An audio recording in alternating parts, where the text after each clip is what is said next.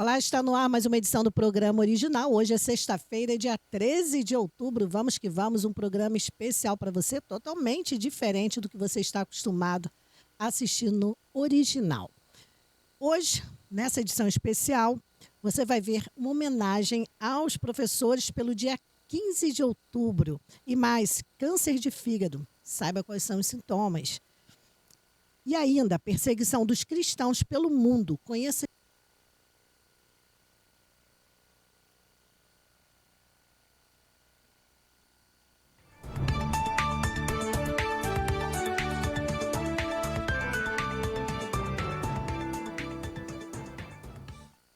A Feirinha de Itaipava tem o que você procura. São mais de 300 estandes com variedades, produtos com qualidade, atendimento de primeira e estacionamento grátis.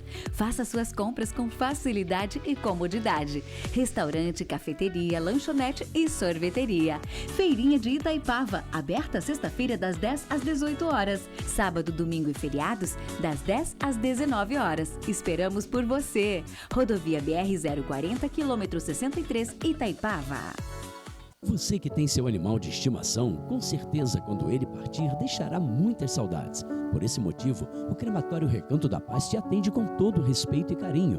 É pioneiro em Petrópolis e na região em acolhimento, despedida e cremação de animais. Temos uma equipe preparada para um atendimento de reconforto desde o primeiro contato até a finalização de nossos serviços. Estamos em um belo local, em meio à natureza, bem apropriado para o momento de sua despedida junto ao seu pet. Oferecemos também a parceria com a empresa Rota dos Pets, um plano que dá uma despedida digna para o seu animal de estimação. Toda cremação lhe dá direito ao certificado do crematório. Exija o seu. Entre em contato conosco, siga-nos em nossas redes sociais, @Crematório Recanto da Paz e faça-nos uma visita. Estrada União Indústria, número 4399B, em Correias.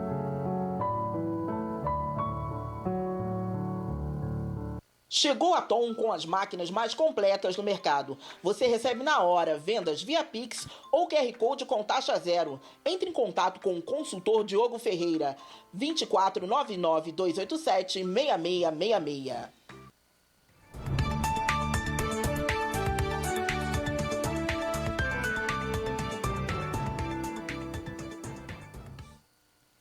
de outubro, Dia do Professor. Então vamos colocar um vídeo aqui para homenagear estes profissionais, porque no próximo domingo é comemorado o Dia do Professor. Antes havia o respeito, né, o Dia dos Mestres.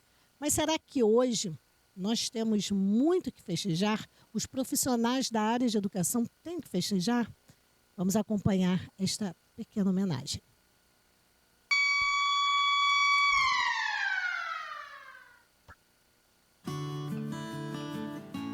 Você é professor ou professora? Tem filhos na escola? Então veja esse vídeo até o final e deixe nos comentários sua opinião. 15 de outubro se aproxima. Certamente será um dia especial, assim como os demais 364 dias do ano. Mas o que dizer dessa data? Que em 1827, o imperador Dom Pedro I decretou uma lei que criava o ensino elementar no Brasil? Ou que nesse dia, no ano de 1963, o então presidente da República, João Goulart, estabeleceu essa data como Dia do Professor? Fato é que se hoje consigo estruturar essas frases e transformá-las em texto, devo isso aos professores que já tive. Se hoje consigo refletir sobre essa data na perspectiva de alguém que está há 29 anos como docente, devo isso aos professores que já tive. Mas se hoje consigo ter um olhar crítico sobre essa data comemorativa, também devo isso aos professores que já tive. Contudo, o que temos para comemorar? Uma data? Professores satisfeitos? Bem remunerados? Com boas condições de trabalho? Desfrutando de boa saúde, sobretudo mental? As estatísticas falam por si. No entanto, existem outras questões que também me inquietam. Por exemplo, as estruturas curriculares, o layout interno das salas de aula, as metodologias de ensino, enfim, a escola de hoje é a mesma de décadas, ou melhor, de séculos atrás. O que mudou? A aquisição de equipamentos eletrônicos? A rede de Wi-Fi que nem sempre funciona direito em todas as salas? Os materiais, livros e uniformes que agora são fornecidos pelo governo? E o professor? É visto como um ser humano ou apenas um número, uma matrícula? Um profissional que tem que se desdobrar em 2 ou 3 turnos para garantir um mínimo de condições e dignidade para sua família, que ao levantar todos os dias precisa respirar fundo e buscar forças e motivação para cumprir sua jornada docente, tendo que incorporar um super-herói ou heroína num corpo cansado e às vezes doente, porque é preciso continuar, além das contas para pagar, é claro, mas que também traz consigo a responsabilidade social, especialmente por entender que seu trabalho impactará na vida de seus alunos. Segundo Augusto Cury, professores brilhantes ensinam para uma profissão. Professores fascinantes ensinam para a vida. Corroboro totalmente com esse pensamento.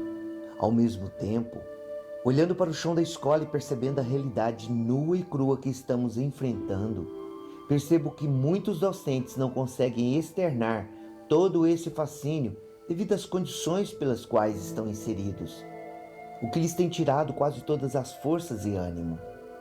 Para exemplificar minha fala, recorro ao filósofo alemão Nietzsche, quando disse: quem não sonha não consegue vender sonhos. Assim, pergunto: nossos professores estão conseguindo sonhar? Penso que não, visto que eles mal estão conseguindo dormir.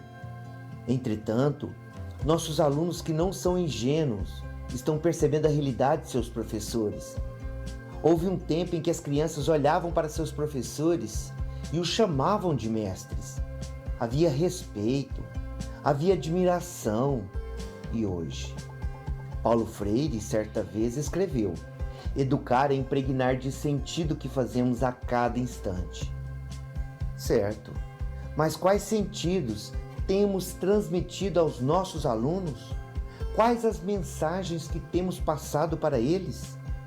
Sentido de perceber que a profissão docente não vale a pena, de que a licenciatura não compensa?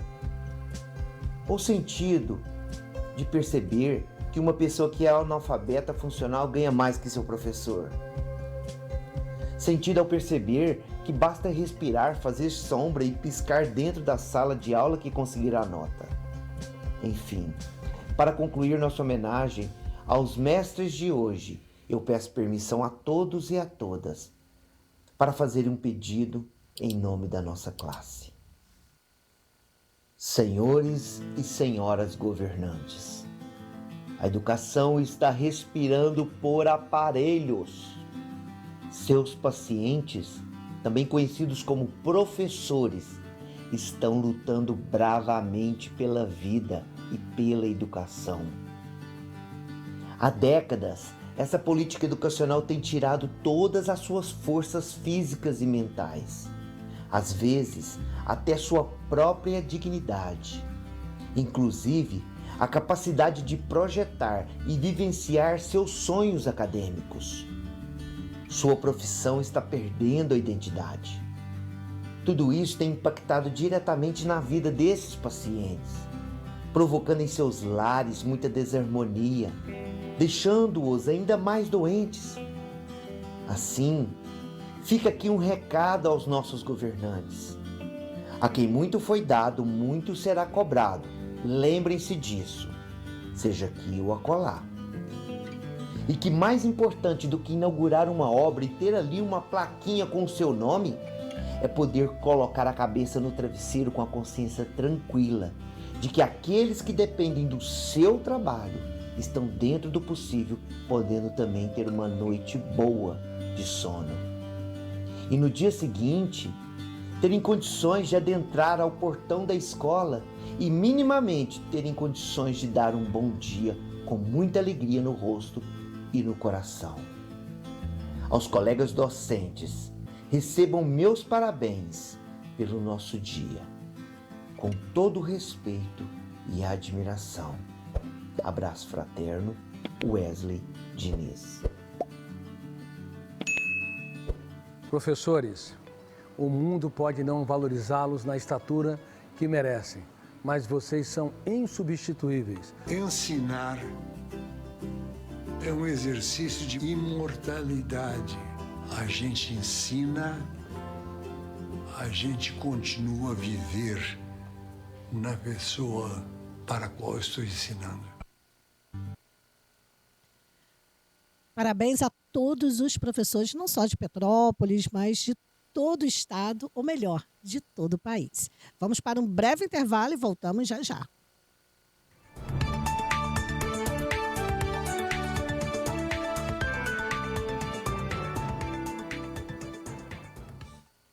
A Feirinha de Itaipava tem o que você procura. São mais de 300 estandes com variedades, produtos com qualidade, atendimento de primeira e estacionamento grátis. Faça suas compras com facilidade e comodidade. Restaurante, cafeteria, lanchonete e sorveteria. Feirinha de Itaipava, aberta sexta-feira das 10 às 18 horas. Sábado, domingo e feriados, das 10 às 19 horas. Esperamos por você. Rodovia BR-040, quilômetro 63, Itaipava.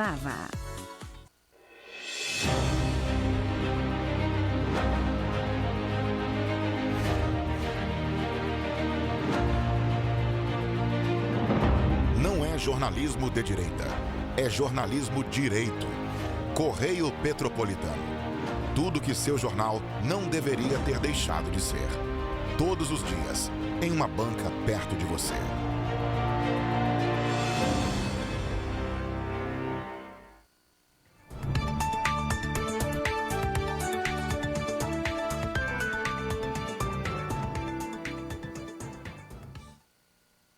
Voltamos, agora vamos falar de saúde.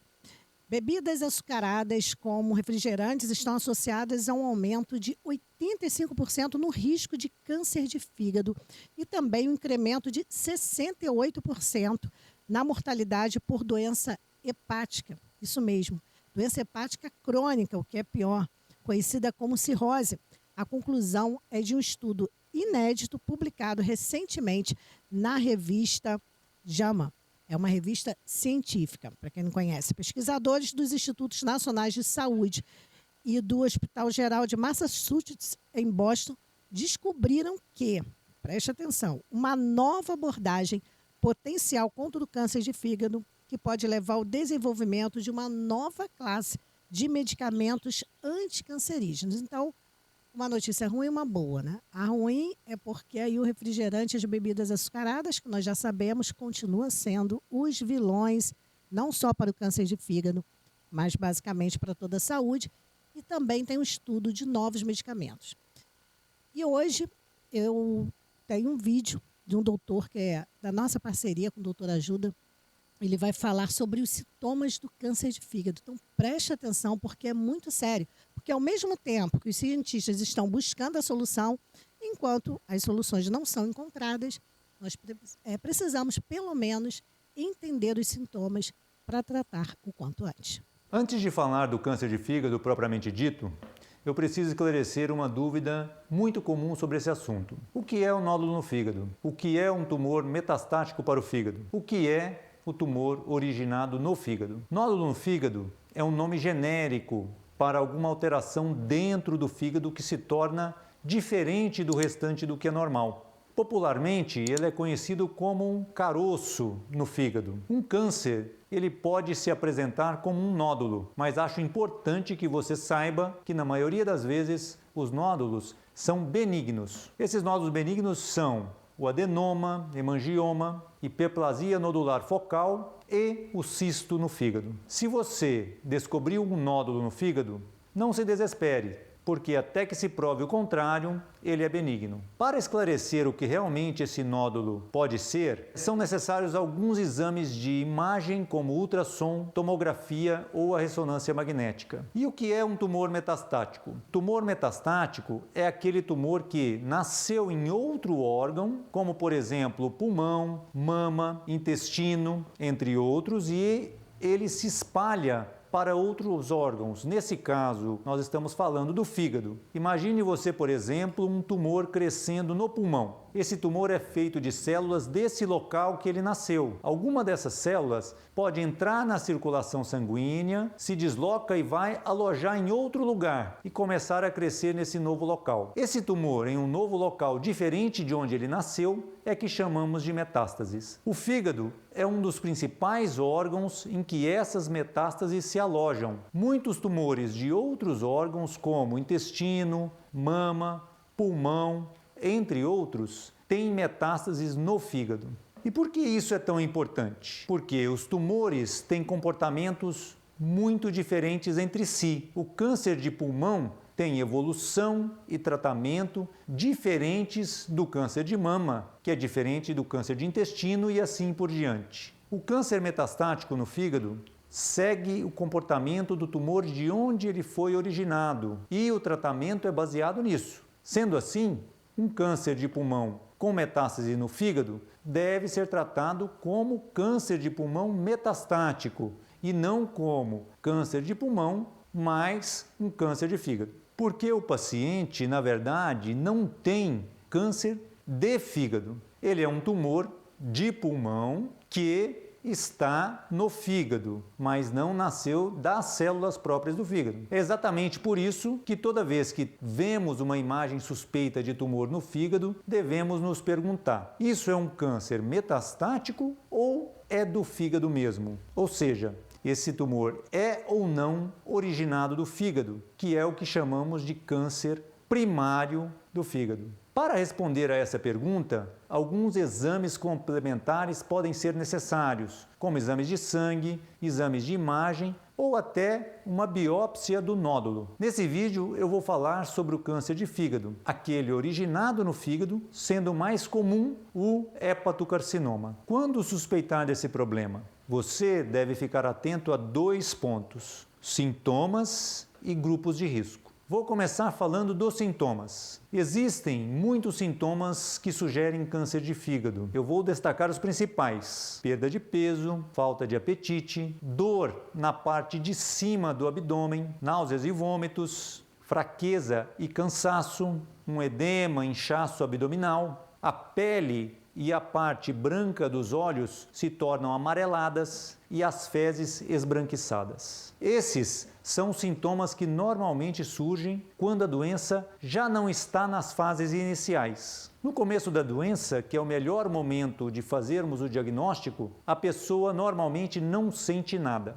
Daí a importância de saber quem tem o maior risco de ter a doença. Existem vários fatores de risco e eu vou destacar 4. As hepatites por vírus B e C, consumo excessivo de álcool e a gordura no fígado. Você sabe se tem hepatite B ou C? As hepatites aumentam o risco de câncer no fígado. Para você saber, basta fazer um exame de sangue chamado sorologia para hepatite B ou C. Você faz uso de muita bebida alcoólica? Então preste atenção, porque o consumo excessivo de bebida alcoólica é uma das principais causas de cirrose. Pode causar danos irreversíveis no fígado e aumentar o risco de câncer. Você tem gordura no fígado? Esse acúmulo de gordura, ou também chamado esteatose hepática, cada vez mais frequente no nosso meio, também aumenta o risco de câncer. Portanto, se você tiver os sintomas que eu comentei, e especialmente se tiver esses fatores de risco, você deve ficar mais atento para a possibilidade de tumor de fígado. E como é feito o diagnóstico? Existem alguns testes e procedimentos para fazer o diagnóstico,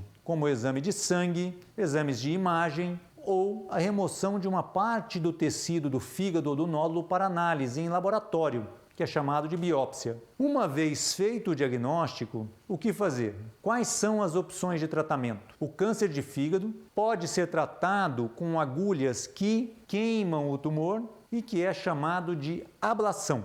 ou também com ressecção cirúrgica ou até com o transplante de fígado. Cada caso tem que ser avaliado individualmente pelo especialista para ver qual a melhor opção de tratamento. Quando o fígado ainda tem uma boa função, geralmente a ressecção cirúrgica pode ser realizada retirando todo o câncer. Mas quando a pessoa já está com a coloração da pele um pouco amarelada ou um líquido na barriga, o que indica que o fígado está com a função ruim, a melhor opção é o transplante e que tem ótimos resultados no tratamento do câncer do fígado. Entendido isso, tem mais um ponto que eu acho importante reforçar. Existe alguma forma de prevenir o câncer de fígado? A resposta é sim. A primeira coisa a fazer é diminuir os principais fatores de risco que eu já comentei. Com relação ao álcool, reduzindo a quantidade de álcool, ou seja, bebendo com moderação. Para a gordura no fígado, mantendo um peso adequado, uma vida saudável, seguindo uma dieta equilibrada e fazendo atividade física. Para a hepatite B, a melhor prevenção é a vacinação. Existe a vacina para a hepatite B disponível pelo sistema público. Se você não tomou, tome a vacina. São 3 doses que protegem dessa doença. Para a hepatite C, infelizmente, não temos a vacina. Por isso, você deve evitar a contaminação, usando preservativo e tomando os devidos cuidados se for fazer as unhas ou fazer um piercing ou uma tatuagem, sempre procurando lugares confiáveis e que esterilizam adequadamente seus aparelhos e agulhas. Usar sempre seringas e agulhas descartáveis. Seguindo essas medidas, você consegue evitar as principais causas de doença crônica no fígado, prevenindo assim o surgimento do câncer no fígado. Além disso, é importante nas consultas médicas de rotina fazer exame de sangue e nesse exame dosar as enzimas hepáticas, que são a TGO, TGP, fosfatase alcalina e gama-GT, e também as bilirrubinas. Se estiverem alteradas, elas podem ser o primeiro passo para o diagnóstico de alguma doença crônica do fígado. E para alguém que já tem uma doença crônica, o que fazer? Tem como evitar o surgimento do câncer? Na verdade, não dá para evitar o câncer, mas se o tumor for descoberto bem pequeno, ele tem uma enorme chance de cura. Por esse motivo, quem tem um problema crônico no fígado tem que fazer um acompanhamento com um especialista e fazer exames, no máximo a cada 6 meses, para ver se aparece algum câncer no fígado. Caso ele apareça e for pequeno, dá tempo de escolher ainda o melhor tratamento. Por tudo isso, espero que tenha ficado claro a importância dessa doença e as medidas de prevenção. Se você tiver os sintomas que eu falei, se fizer parte dos grupos de risco ou mesmo se tiver feito o diagnóstico da doença, não deixe de procurar um médico, de preferência um cirurgião do aparelho digestivo, especialista em fígado ou um hepatologista clínico. Se tiver interesse, aqui no canal Doutor Ajuda tem outros vídeos que complementam o que falei aqui: hepatite B, hepatite C e nódulo no fígado. Obrigada, doutor. Agora nós vamos para um breve intervalo e voltamos já já.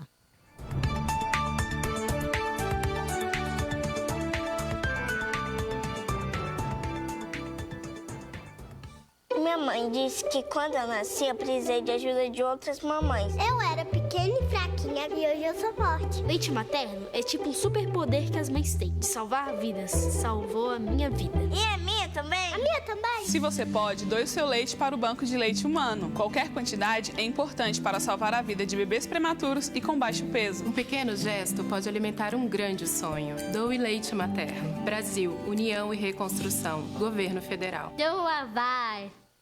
A Feirinha de Itaipava tem o que você procura. São mais de 300 estandes com variedades, produtos com qualidade, atendimento de primeira e estacionamento grátis. Faça suas compras com facilidade e comodidade. Restaurante, cafeteria, lanchonete e sorveteria.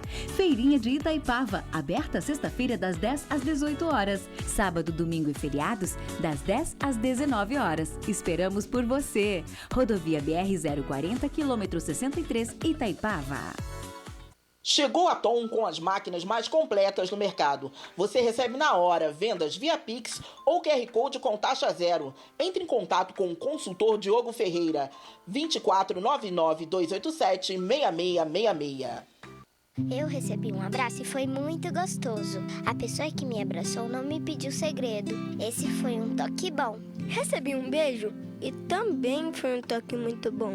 Eu não tive que guardar segredo. Ontem, alguém tocou meu corpo de um jeito que eu não gostei. Ele me pediu segredo. Não estou me sentindo bem. Criança, se alguém tocar seu corpo com carícias ou gestos ruins que te incomodam ou machucam, não guarde segredo. O segredo não te protege. Conte logo para uma pessoa de sua confiança ou ligue 100.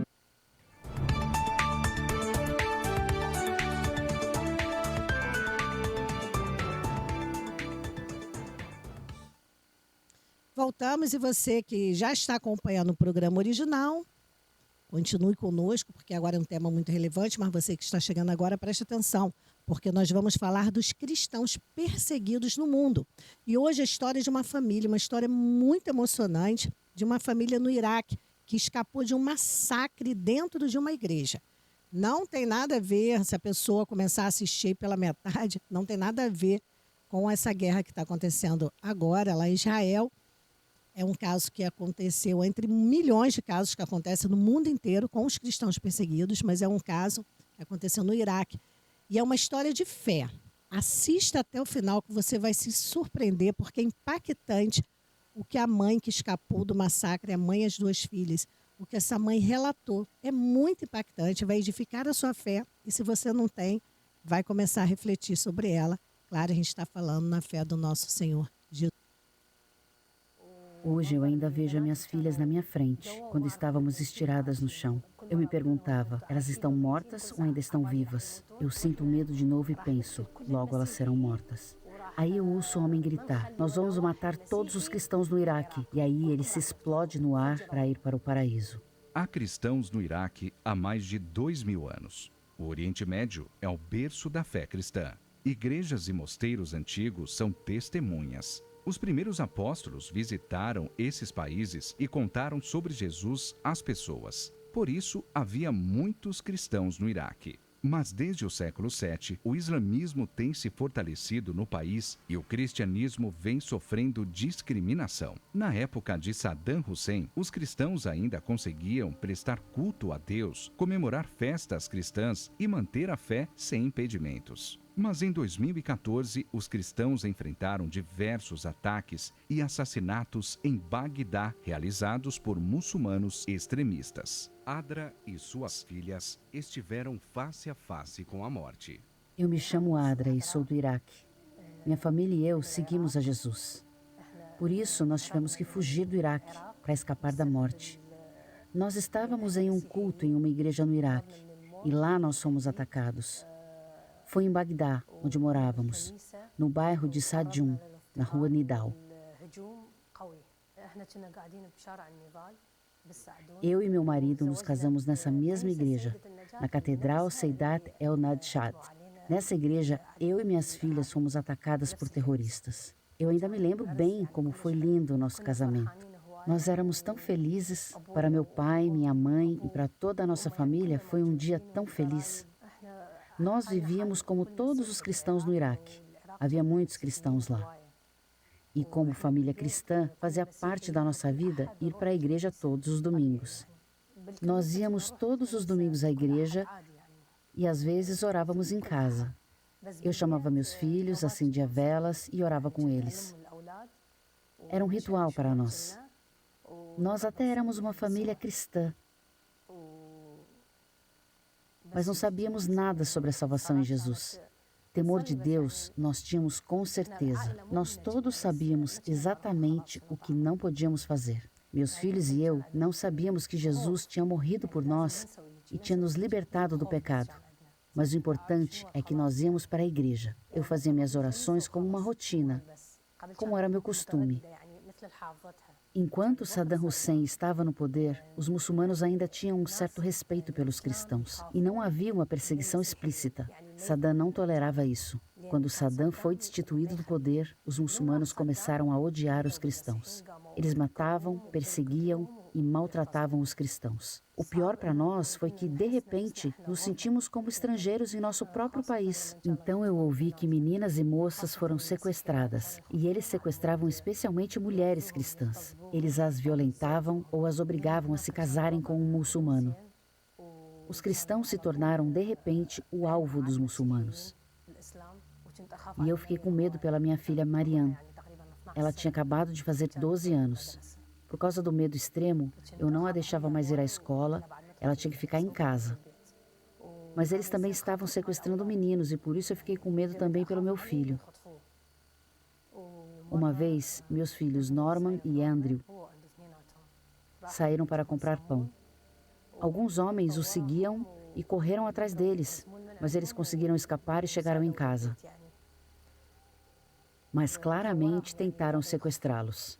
Eu fiquei cada vez com mais medo. Eu não deixava mais as crianças saírem. E elas ficaram quase 2 meses dentro de casa. Elas não iam nem para a escola e nem saíam na rua. Foi extremamente difícil quando as crianças não podiam mais sair de casa, se movimentar e nem podiam ir para a escola. Era como uma prisão. Além disso, todos os dias havia explosões de bombas e mísseis. 5 ou 6 vezes, os vidros das janelas do apartamento quebraram. Nós ficamos face a face com a morte várias vezes em casa mesmo. E junto a isso veio toda a pressão de estarmos sendo perseguidos e ameaçados. Nós tínhamos esperança de que a situação iria melhorar, mas não foi assim. Nós, cristãos, somos minoria e nós somos perseguidos. Mas nós tínhamos que viver ali. Não havia outro jeito. Nós não tínhamos possibilidade de deixar o Iraque. E eu nunca pensei que nós, algum dia, teríamos que deixar o Iraque. Quando o Heidi estava com 6 anos e a Marianne estava com 12 anos, elas sempre queriam ir para a igreja Saidat al-Nejad. Elas tinham amigos lá, mas os meninos e eu gostávamos de ir à igreja evangélica. Eu achava os louvores lá mais bonitos e eu gostava muito de lá. Por isso eu ia com frequência à igreja evangélica. Mas nós íamos à igreja católica sempre, porque as meninas podiam encontrar seus amigos lá. E naquele domingo, Marianne disse, eu quero ir de qualquer jeito na igreja Saidat al-Nejad. Era uma igreja muito grande, uma catedral enorme. No culto, iam 350 pessoas. Era uma igreja legal e bonita. Mas foi principalmente Abuna Taher, o líder da igreja, quem colaborou para que a igreja ficasse tão cheia. Naquela época, as pessoas perdiam suas casas na guerra ou suas casas eram danificadas pelo fogo.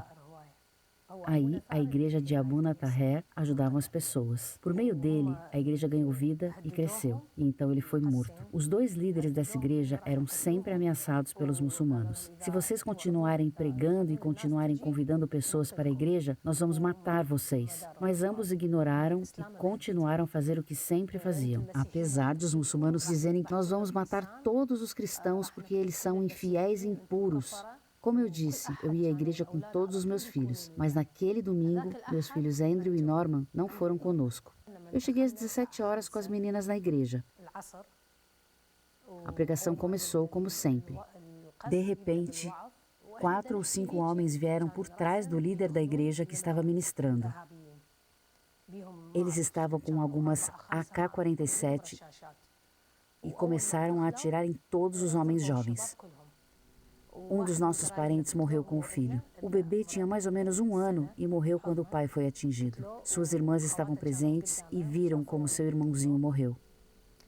Do outro lado da igreja havia um cômodo com espaço para aproximadamente 70 pessoas. Naquele lugar se reuniam os diáconos e as pessoas que ajudavam a organizar a celebração. Então o terrorista fez o seguinte: ele jogou o pequeno explosivo que tinha na mão nesse cômodo para matar todas as pessoas que estavam lá. Eu ouvia sempre algo explodindo. Eles levaram muitas mulheres e meninas para um cômodo ali do lado. E eu as ouvia gritando, socorro, socorro. Depois eu soube que eles abusaram das mulheres e das jovens. Eram mulheres e garotas cristãs da nossa igreja. Eu abracei forte as minhas filhas. Nós estávamos no chão e eu deitei sobre elas. E outras pessoas estavam deitadas em volta de mim. Eu ouvia como eles espancavam e torturavam o líder da igreja atrás do púlpito. Nós estávamos bem perto dele. Eu vi como eles o arrastaram do púlpito e atiraram nele. E depois, eles também mataram o outro líder atrás do púlpito. Eles também tinham facas, além das AK-47. Um dos homens correu para o altar, pegou a Bíblia, rasgou e ficou pisando nela. Um outro terrorista foi até as pessoas que estavam deitadas no chão e ficou pisando nelas. Eles machucavam principalmente as mulheres e nos insultavam. Suas infiéis, vocês vão todas para o fogo, vão para o inferno. Vocês, cristãos, são impuros. Eles nos insultavam o tempo todo. Perto de mim havia uma mulher grávida. Ela tinha um bebê e ele chorava. Ele se chamava Andrew. O terrorista gritou para ela, quieto, essa criança tem que ficar quieta. Mas ela disse, eu não posso fazer nada, está muito barulho aqui, por isso ele está chorando. Ele disse, se ele não parar de chorar e ficar quieto, eu vou matá-lo. Ela tentou acalmar o bebê e dar peito para ele e disse, eu não consigo acalmá-lo, ele só tem 6 meses. Além disso, a mulher ainda estava grávida. Ele simplesmente matou o bebê, a mulher, seu marido e os sogros dela. Um dos meus parentes viu quando os terroristas estavam tentando ligar para um canal de TV. Eles estavam tentando chantagear o governo. Não sei exatamente o que eles conseguiram. Eles obrigaram meu parente a dizer no telefone o que eles queriam. Eu não sei se eles falaram também sobre os outros cristãos fora da igreja. Eu não sei. Eu falei para as minhas filhas, finjam que estão mortas. Os terroristas controlam tudo. Se eles perceberem que estamos vivas, eles vão atirar em nós com as suas AK-47. Eles queriam matar todos na catedral. Então alguém deve ter se mexido perto de nós, porque de repente um homem disse, aqui, alguém está se mexendo aqui. Então ele veio até nós e eu pensei, daqui a pouco ele vai atirar em mim, na Marianne e na Heidi. Eu cochichei, daqui a pouco ele vai atirar em nós, nós vamos morrer. Eu só orava, orava e orava.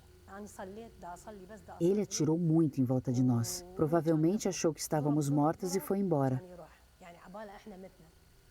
Eu cochichei. Marianne, Heidi, vocês ainda estão vivas? Aí eu vi que a amiga da Marianne estava morta ao lado dela. Ela tinha levado uma bala no coração. Eu ainda vejo minhas filhas na minha frente. Eu não sabia. Elas estavam mortas ou ainda estavam vivas? Eu senti medo de novo. Logo elas serão mortas. Enquanto eu estava deitada no chão da igreja, tudo passou pela minha cabeça como um filme. Eu vi como eu e minhas meninas éramos resgatadas e como nada tinha acontecido conosco. Eu orei, Deus, eu não quero morrer. Minhas filhas ainda são tão pequenas. Eu orava assim o tempo todo. Deus me ouviu. O homem não nos acertou enquanto atirava, mas a parede atrás de nós ficou cheia de buracos de tiros. Ele atirava mais e mais. Corria pela igreja toda e matava as pessoas. Só sobreviveram as pessoas que estavam bem escondidas e aquelas que estavam embaixo dos corpos mortos, e os terroristas não viram que estavam vivas. Depois, um outro terrorista veio, ele estava com um cinto com explosivos na barriga e gritou, Allahu Akbar, Allahu Akbar, assim como se estivesse numa mesquita. Eu vi tudo. E minhas filhas também tiveram que ver tudo. Eu tentava fechar os olhos delas. Eu percebi que logo ele iria se explodir no ar. Ele estava somente 2, 3 metros de nós. Ele ainda gritou, nós vamos matar todos os cristãos no Iraque. E depois ele se explodiu no ar para ir ao paraíso. Eu percebi o que ia acontecer e falei para as meninas, fechem os olhos, ele vai se matar. Quando ele explodiu, seu corpo voou pelo ar em pedacinhos.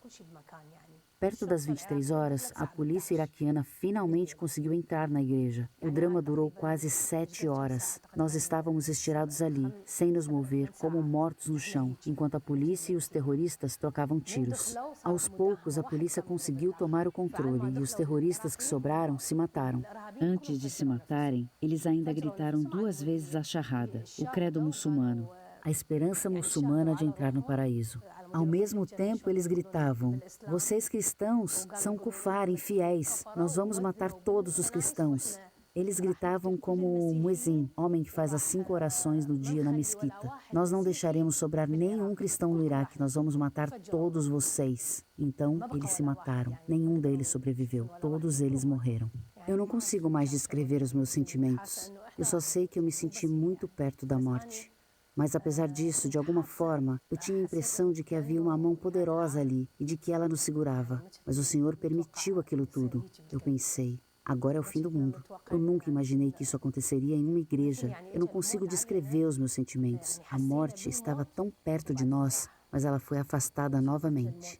Então, nós fomos levados para casas próximas à igreja. Nós esperamos lá até que nossa família pudesse nos buscar. No total, morreram mais ou menos 150 pessoas. Muitas morreram na hora, mas algumas morreram depois por causa dos ferimentos. Eles ficaram tanto tempo machucados ali, até as 23 horas, que não havia mais nada que pudesse ser feito. Também mataram o pai do nosso vizinho. No seu enterro, ameaçaram sua família. No Iraque, é normal, quando alguém morre, colocar uma placa em frente à casa com o nome da pessoa que faleceu, para notificar a morte. Os muçulmanos ameaçaram: se vocês não tirarem esta placa, nós mataremos vocês. Isso nos deixou com mais medo ainda. Mais da metade dos cristãos que moravam ali fugiram para o exterior. As pessoas que estavam na igreja durante o atentado e sobreviveram foram ameaçadas depois. Todos ficaram com medo. Por isso, muitos outros cristãos também fugiram. Eles nos ameaçaram dizendo que matariam todas as pessoas que estavam na igreja naquele dia. Isso incluía eu e as meninas. Depois desse ataque, eu fiquei 3 dias sem sair de casa. Por segurança, nós colocamos coisas pesadas atrás da porta da frente para fazer uma barricada. Tanto medo que tínhamos. Minhas filhas e eu ficávamos com muito medo só de pensar no ataque da igreja. A Heidi estava psicologicamente muito afetada, ela estava muito mal. Ela tinha tanto medo que não conseguia ir ao banheiro sozinha para tomar banho. Ela não conseguia nem mesmo usar o banheiro sozinha. Eu precisava estar com ela o tempo todo. Mais ou menos 3 dias depois do ataque, eu saí na minha varanda e comecei a orar. Eu orei como nunca antes. Eu disse: Senhor, nos dê segurança. O que aconteceu conosco foi horrível. Nós precisamos da sua mão, faça alguma coisa. Você é o nosso Salvador. E depois dessa oração, minha vida mudou completamente. Eu tive a impressão de que Deus me viu e de que Ele ouviu minha oração. Eu soube repentinamente que Ele ouve as orações e que Ele me responderia.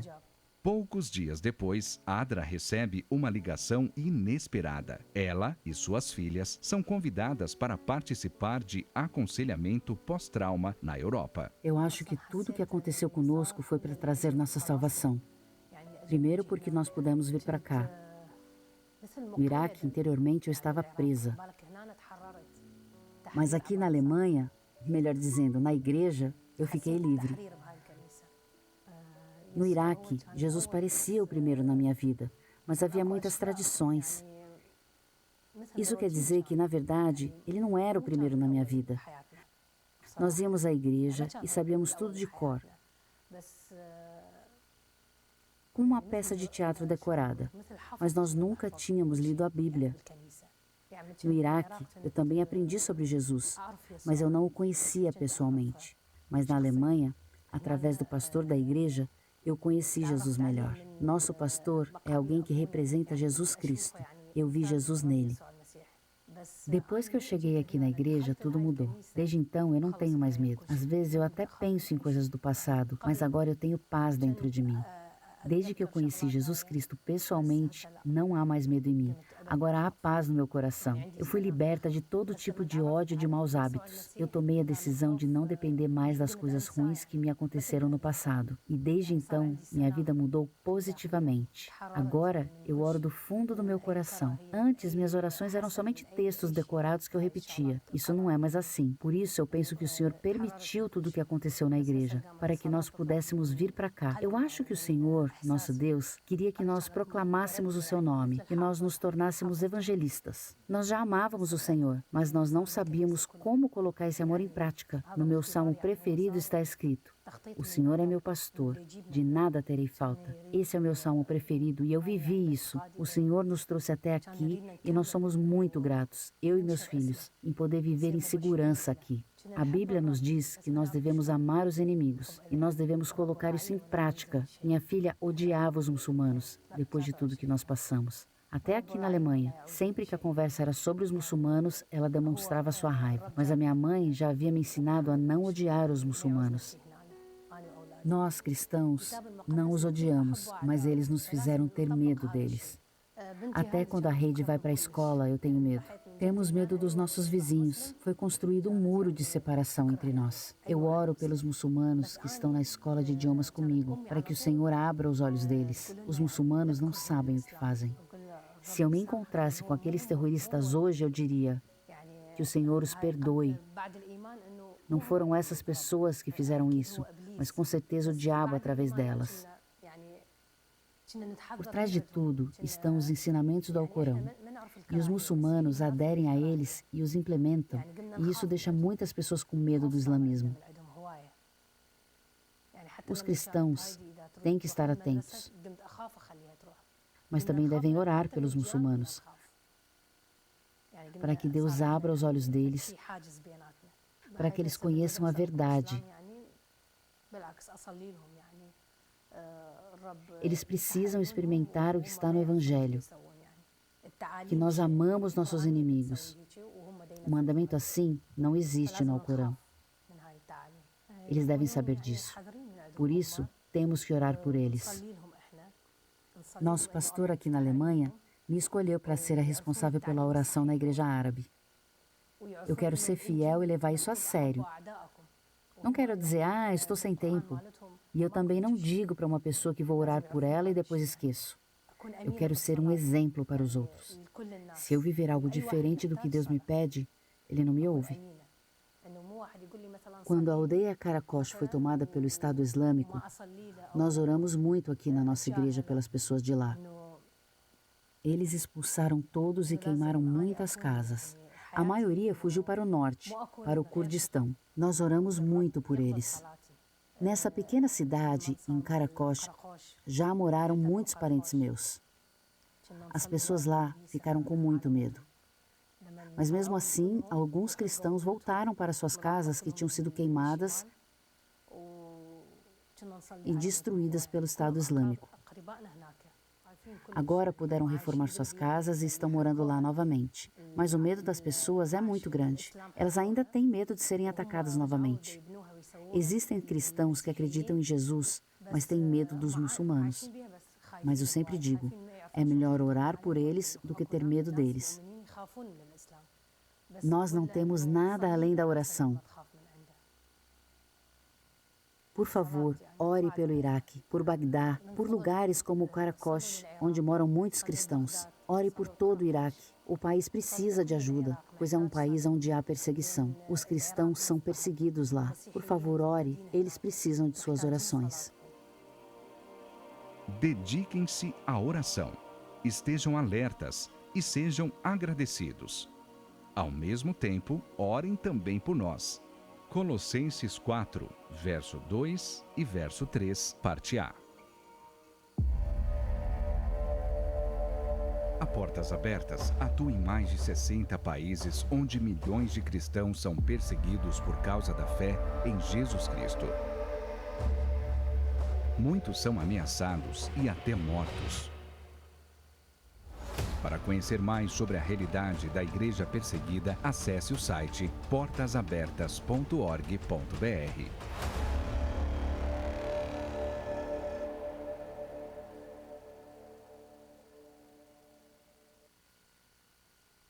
Que história linda.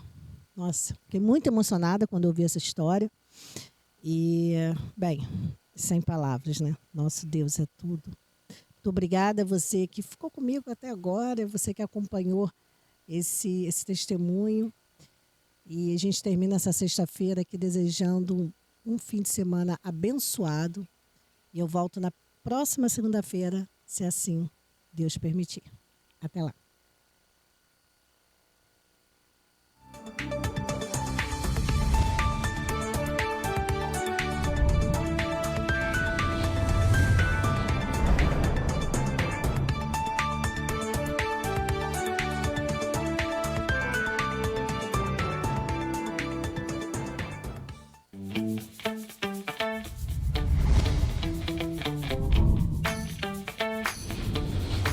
TVC, a TV do Correio da Manhã.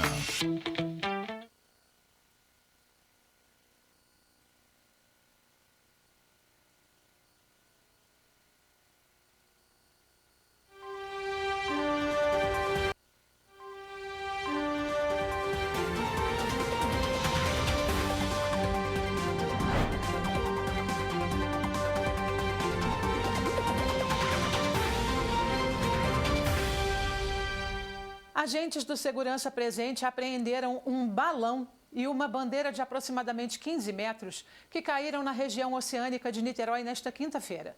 Em uma ação rápida, os policiais impediram que os objetos fossem resgatados por baloeiros, que chegaram a tentar entrar no condomínio onde os artefatos caíram. O material foi encaminhado para a Delegacia de Polícia em Itaipu. Produzir e vender balões é crime e a pena pode chegar a 3 anos de prisão. A Prefeitura do Rio reinaugurou nesta quinta-feira o Parque Garota de Ipanema no Arpoador, na zona sul do Rio, após uma reforma ampla no local. O parque foi inaugurado em 1968 e batizado em homenagem à canção Garota de Ipanema, de Tom Jobim e Vinícius de Moraes. Uma das estruturas vai abrigar a nova sede da subprefeitura da Zona Sul. O paisagismo do parque foi recuperado, a área do parquinho infantil revitalizada, a área musical e a pista de patinação também. Também foi feita a remoção de pichações e limpeza nas pedras com a equipe de garis alpinistas. 69 pessoas voltaram nesta sexta-feira ao Brasil no 3º voo de repatriação de brasileiros que estavam em Israel como parte da operação Voltando em Paz. O KC-390 Millennium da Força Aérea Brasileira pousou às 6 horas e 7 minutos em Recife. Segundo a Força Aérea Brasileira, na capital pernambucana desembarcaram 5 passageiros, com muita comemoração, abraços e emoção. O avião seguiu para a base aérea de São Paulo, em Guarulhos, com previsão de chegada por volta do 12h30. Mais de 30 mil câmeras corporais estão em uso por policiais e guardas municipais em todo o país, segundo um levantamento feito pelo Ministério da Justiça e Segurança Pública. Os equipamentos são usados nas fardas dos agentes das forças de segurança para gravar as ações, proteger tanto os cidadãos quanto os próprios policiais. O levantamento faz parte de um diagnóstico feito pelo Ministério em parceria com universidades para traçar um quadro sobre o cenário atual do uso das câmeras. Estas e outras notícias você encontra nas nossas redes sociais, nos telejornais Correio Serrano e Correio Petropolitano, assim como no nosso jornal Petropolitano Impresso, Correio Petropolitano Impresso, que você encontra nas bancas das cidades da nossa região de cobertura.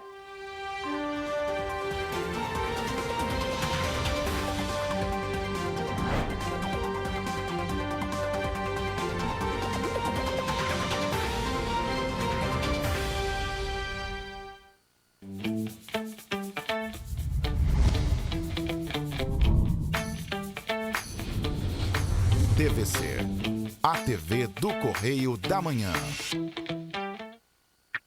Enquanto você pensa que poderia ganhar igual aos homens, a Alerj faz. Enquanto você imagina que poderia rolar desconto na conta de luz, a Alerj faz. Enquanto você acha que alguma coisa deveria ser feita contra o racismo, a Alerj faz. As leis que você precisa, a Alerj faz. Baixe o aplicativo da Alerj e conheça seus direitos.